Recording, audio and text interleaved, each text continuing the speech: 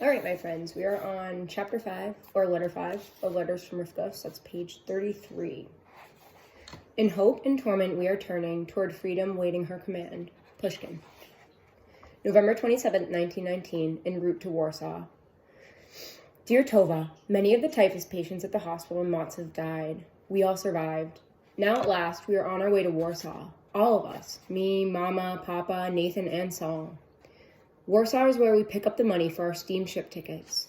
My older brothers, Isaac and Reuben and Asher, have worked hard to save the money so we could join them in America. These other brothers of mine, they left Russia 14 years ago, before my birth. Do you even remember them, Tova? They are my brothers, my family, but I don't know them. Papa showed me their letters. In my mind, the letters came from strangers living in a distant land.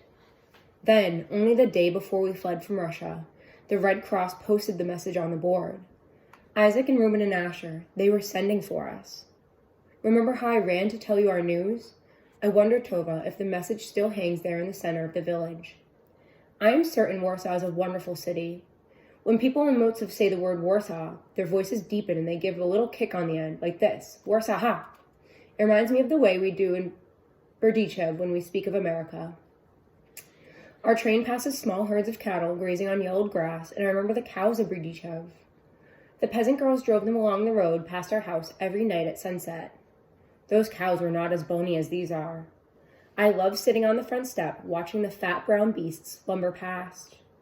The earth shivered beneath their clopping weight as the sun set in a ball of fire. Those girls sang in such beautiful harmony. When I read your Pushkin, I remember those cows and the girls singing. Poland is so cold and flat and colorless. Only pine trees, scrubby, wretched pine trees, sweep past the window of the train. Maybe in the spring it is better. Maybe there are flowers. Maybe the sky is something other than gray. Now it is nearly December, and I shivered at the cold of Poland. It is odd to see Mama and Papa and Nathan so changed. In Berdichev, Mama kept us all well on practically nothing. You know what a baker she is. Always the smell of yeast clung to her. Many times she would send me to your house with a basket of pastries or a cake or her thick, dark bread. There is no baking for her now. Papa's dark eyes have lost their spark since the typhus, and Mama's long black hair does not shine as it once did. Even Nathan, with his thick black curls and his strong dimpled jaw, has hollowed cheeks and circles beneath his eyes. I cannot tell how I look, but Mama sometimes strokes my cheek and sighs. Her fingers are bony and rough. Only Saw still glows with health from his clumsy feet to his big red ears. I must tell you of this noisy, crowded, stinking train we are all riding north out of Motz. The freight train from Berdichev was more comfortable. Here, people push against one another on every bench. The cars are drafty and reek of old bedding. Between the chugging and the clacking tracks and the endless Polish babble, the noise never stops pressing against you. Worse still, there is no place to relieve yourself, and I drank 2 cups of tea before we boarded. I could not sit still a moment longer. I'm going for a walk, I told Mama. Mama nodded, still chewing slowly her lunch of cold potato and roll. I had finished the last bite of mine long ago. At the back of our car, a peasant girl sat on a bench with a baby sucking at her breast. At first, I thought the girl was older, but when she looked up, I saw she was your age, Tova, near 16. Her blonde hair hung thinly down from the kerchief, tickling the baby's bald head. The baby's fingers played on the girl's cheek as it nursed. The girl noticed me staring. You like babies? She asked in Polish, talking over the heads of the passengers beside her. I nodded and fiddled with the knot of my kerchief. You have beautiful hair, she said. Mine... She took her free hand and flipped the wisps of her hair over her shoulder. My sister used to fix my hair, until she married and moved away. I am going to visit her now, my sister. I do not know what made me offer. Maybe it was the sweetness of the baby, maybe the friendliness of the girl. I used to fix my cousin's hair, I said in Polish. I could fix yours so you look nice for your sister, if you'd like. She was happy to let me fix her hair. I pushed into the narrow space between the bench and the back of the train car and removed her kerchief. Her head stank. Strands of hair clustered in oily clumps. Most terrible, though, were big round sores all over her scalp. My fingers hesitated. I did not wish to touch the girl's head, yet neither did I wish to insult her. I gathered the ends of her hair and began unknotting the tangles. Tilting her head back, the girl sighed as I worked my fingers through the snarls. The baby pulled its mother off the girl's breast and looked up at me. Its mouth opened into a milky smile. "You have a nice baby," I said. The girl turned and looked me over. "You are not Polish." I was afraid everyone on the train heard her. I'd worried they'd send me back to Berdichev as the Polish guards had threatened, or that they'd chase me away as the nurses did in Matsev.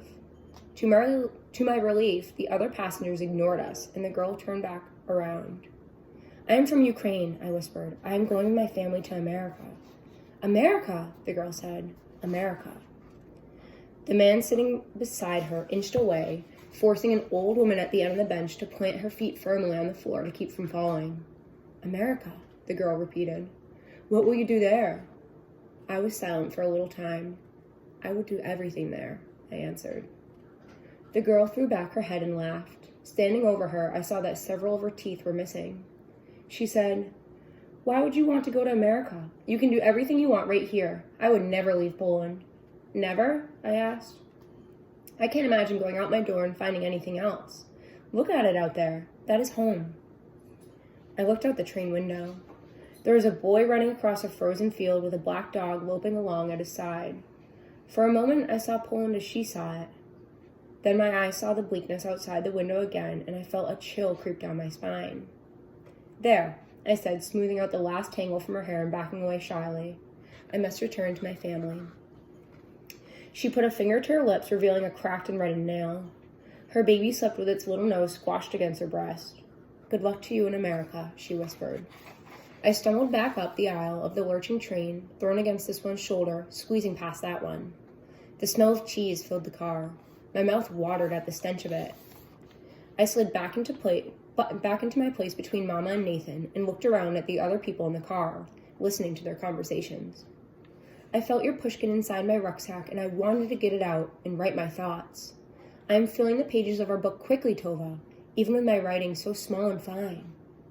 "Mama?" I asked, feeling her elbow rub against my ribs with the motion of the train. "Can I get off for a little while at the next station? The stops are so long. Could I get off just for a moment?" "No." "But, Mama, I have to go." "No," Mama said.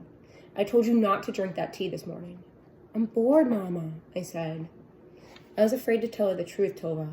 To tell her I wanted only to find a quiet corner where I could open our pushkin. She did not like your teaching me pushkin in Berdichev. If Mama had her way, I would know how to cook and sew and keep the Sabbath. That is all. "You are bored?" Mama said. "So I'll hire you a band. You are not getting off this train, Rifka." "What if it left without you?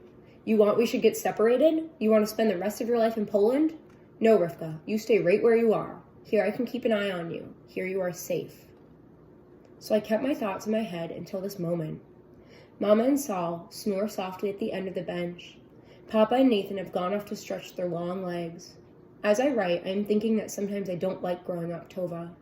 Sometimes I wish I could run back to Berdichev, into Bubby Ruth's arms, and lose myself inside her warmth. She protected me from everything around me and inside me. But then, at other times, I am so glad to be who I am. Rifka Nabrat, only daughter and youngest child of Ethel and Beryl Nabrat, baby sister of Isaac and Asher and Reuben and Nathan and Saul, traveling forward to America. When I think of myself that way, even though we are homeless and our lives are in danger even now, still I believe everything will turn out well. Shalom, my cousin, Rifka.